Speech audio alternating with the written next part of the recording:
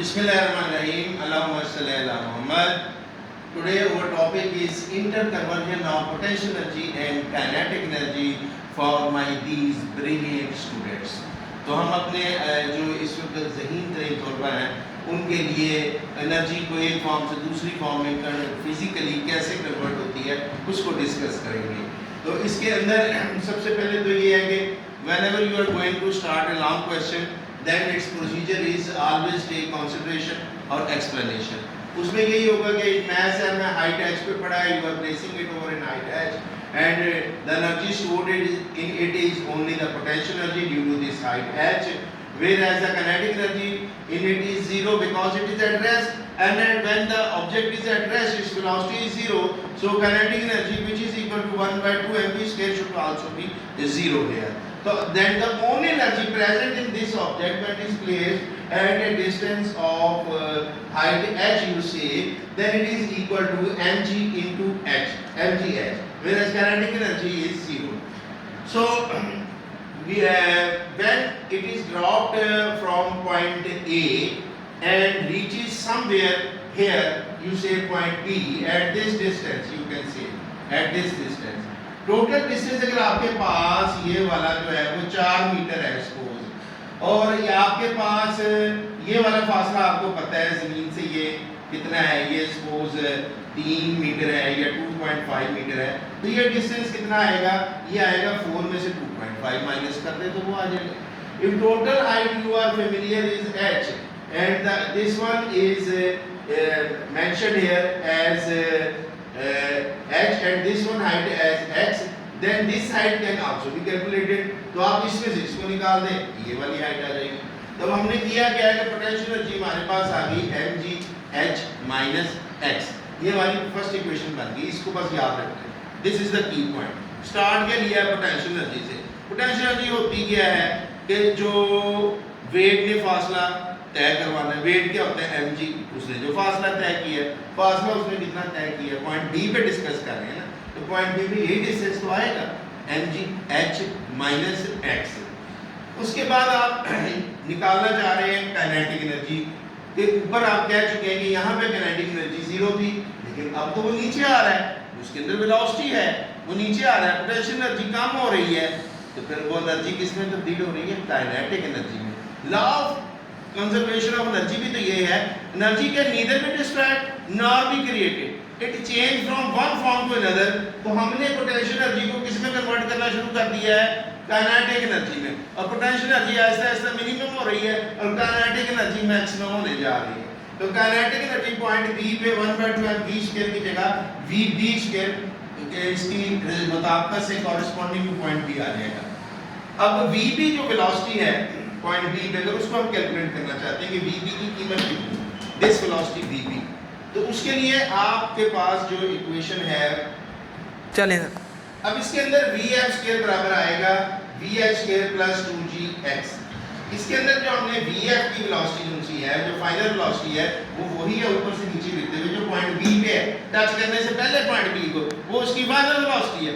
ऊपर जो स्टार्ट में थी, मैंने बताया जब चीजें ऊपर से नीचे की तरफ मूव करती हैं तो उनके अंदर जो इनिशियल वेलोसिटी है ऑलवेज न्यूमेरिकल में हम क्या लेते हैं, जीरो लेते हैं जब ऊपर से नीचे आती है। जब नीचे से ऊपर जाती है तो फाइनल वेलोसिटी जीरो लेते हैं।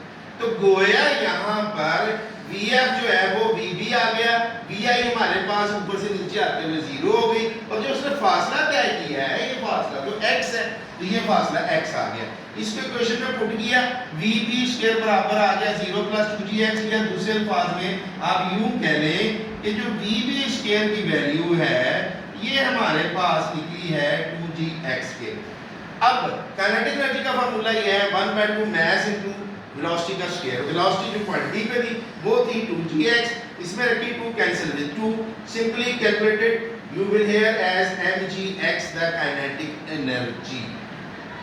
अब पोटेंशियल एनर्जी भी निकालनी है हमने पॉइंट बी के ऊपर। टोटल जो पोटेंशियल एनर्जी पॉइंट बी के ऊपर वो जो हमारे पास आ रही है potential energy plus kinetic energy, क्योंकि पोटेंशियल कुछ कम हो गई है, काइनेटिक कुछ गेन हो गई है, और टोटल एनर्जी इस पॉइंट पे अगर निकालना चाहेंगे टोटल एनर्जी, इसको टोटल एनर्जी कह लें तो वो ज्यादा बेहतर है, पोटेंशियल एनर्जी की बजाय ना टोटल एनर्जी कहें वो ज्यादा बेहतर है। वो इस पॉइंट के ऊपर जो है ना दोनों एनर्जियों का मजमूआ है, potential energy plus kinetic energy. potential energy mgh minus h, kinetic mgx. When you open this bracket, what will happen? You get here mgh minus mgx, whereas this mgx is with positive sign, this one is with negative sign. Both का magnitude equal है, direction opposite, they will cancel each other and you will get a result mgh. mgh आपको result में मिलेगा। तो ये figure जो है इसको हमने कंसीडर किया है, पॉइंट बी तक हमने टोटल एनर्जी निकाल दी है। And now we are proceeding ahead, अब हम आगे जा रहे हैं। ऑब्जेक्ट रुक नहीं रहा, जमीन को टच करने जा रहा है, जमीन के साथ टकराने जा रहा है। उस वक्त एनर्जियां किस में तब्दील हो जाएंगी, टोटल एनर्जी कौन सी निकलेगी, उसकी अमाउंट क्या होगी। पॉइंट सी के ऊपर हम देखते हैं कि जो vc स्क्वायर आएगा, यहाँ पे vc वेलोसिटी आएगी, वो हमारे पास उसी इक्वेशन के मुताबिक vi स्क्वायर प्लस 2gh, और इसमें vi की कीमत क्योंकि 0 है तो vc स्क्वायर की जो वैल्यू आएगी हमारे पास वो आ जाएगी जनाब फाइनली 2gh। ये जितनी इसने वेलोसिटी यहाँ से यहाँ तक जो फासला उसने तय किया है, वो हमारे पास इन दोनों का जो डिफरेंस है वो हमारे पास h निकला, तो वो हमारे पास आया जनाब 2gh। अब काइनेटिक एनर्जी को निकालने जा रहे हैं। जो काइनेटिक एनर्जी का फार्मूला क्या है हमारे पास, 1/2 mg स्क्वायर की पॉइंट सी पे निकाल रहे हैं vc स्क्वायर। vc स्क्वायर में आपने vc स्क्वायर की वैल्यू यहाँ से पुट कर देनी है जो कि 2gh है। 2 cancel by 2, simply calculated by mathematics, kinetic energy is equal to mgh। ये पॉइंट सी पे है काइनेटिक एनर्जी एट सी, इधर सी लिखते हैं, काइनेटिक एनर्जी एट सी, ये एट सी पे आपने कैलकुलेट की है mgh।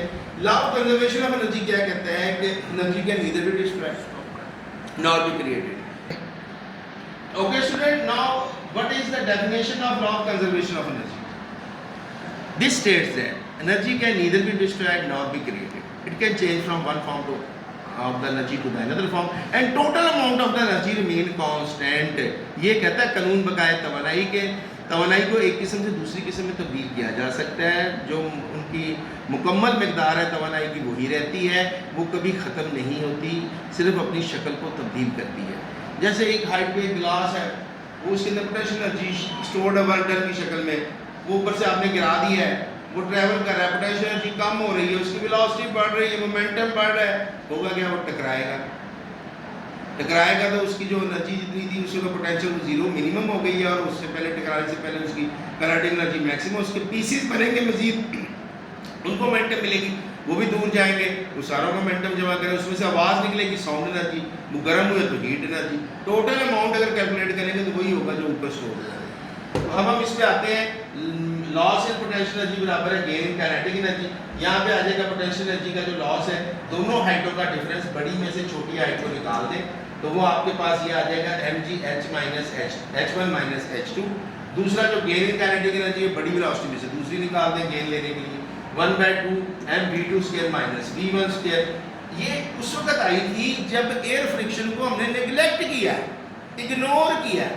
अब अगर हवा की मज़ामत है, हवा मौजूद है, तो ऐसे तो नहीं होगा। गैलीलियो ने जो प्रैक्टिकल किया था पीसा के टावर से, वो भी तो एयर फ्रिक्शन को इग्नोर करके किया था जब एक हैवी और लाइट ऑब्जेक्ट को भेजा था, और दोनों सेम ही एक्सेलरेशन के साथ नीचे गिरे थे, तो उसमें इग्नोरिंग एयर फ्रिक्शन था। एनीहाउ अगर फ्रिक्शन मौजूद है, अगर केस ये लेने, वेरी इंपॉर्टेंट पॉइंट, ये जनाब इंपॉर्टेंट पॉइंट है हमारा, ये इशारा है इस तरफ कि ये पॉइंट बड़ा इंपॉर्टेंट पॉइंट। तो इसके अंदर अगर फ्रिक्शन मौजूद है ड्यूरिंग डाउनवर्ड मोशन के, तो उस वक्त ये होगा कि अगर फ्रिक्शन मौजूद है तो यहाँ पे जो नेट एनर्जी है, जो डिस्टेंस के रेफरेंस से है, हाइट के रेफरेंस से, उसमें फ्रिक्शन भी इसको रोकने का बायस हो रही है, उसको भी तो जमा करेगा, वो उतनी फिर बराबर आएगी काइनेटिक एनर्जी के। mgh माइनस fh बराबर आएगा 1/2 mv स्क्वायर। अच्छा, अब हम माशाल्लाह थोड़े से हीन रियाजीदान हैं, इसको fh को दूसरी तरफ पे ले जाएंगे तो इसका साइन चेंज हो जाएगा जी, क्या हो जाएगा जी, वो प्लस हो जाएगा। जस्ट अ मिनट, तो लॉस इन पोटेंशियल एनर्जी बराबर आ गया हमारे पास गेन इन, एक एनर्जी लॉस हुई, दूसरी गेन हुई, इसमें चली गई, खत्म नहीं हुई, उसके बराबर नहीं, उसमें चली गई। Gain in kinetic energy plus work done against friction. अच्छा, ये इक्वेशन है, मसावात है, चीज़ों को बदलेंगे तो साइन बदल जाएंगे। हमने फिर क्या कर दिया, हमने लॉस किया है काइनेटिक एनर्जी, यानी ऊपर की तरफ है, उल्टा कर दिया। अब ऑब्जेक्ट ऊपर की तरफ जा रहा है, ऊपर की तरफ जा रहा है तो काइनेटिक एनर्जी कम होनी शुरू होगी, यहाँ आके तो बिल्कुल मिनिमम हो जाएगी, रुक जाएगा वो। लेकिन वो एनर्जी खत्म नहीं हुई, उसने अपनी फॉर्म तब्दील की है, इसमें चली गई, पोटेंशियल एनर्जी बढ़ गई जी, हाइट बढ़ गई, पोटेंशियल एनर्जी बढ़ गई, उसको भी तो आपको सामना करना पड़ा।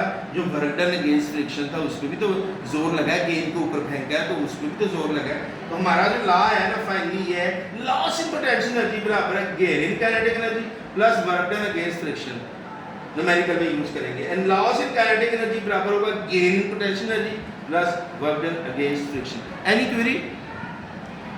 Okay, that's good. It is our final review of this one is the last article of your chapter 4.